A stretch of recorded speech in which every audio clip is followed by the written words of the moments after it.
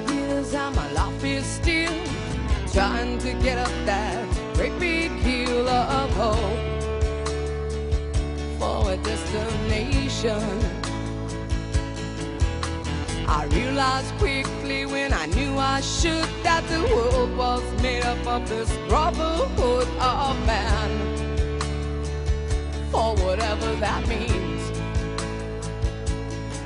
Into a crisis times when I'm lying in bed just to get it all out what's in my head. And I am feeling a little peculiar.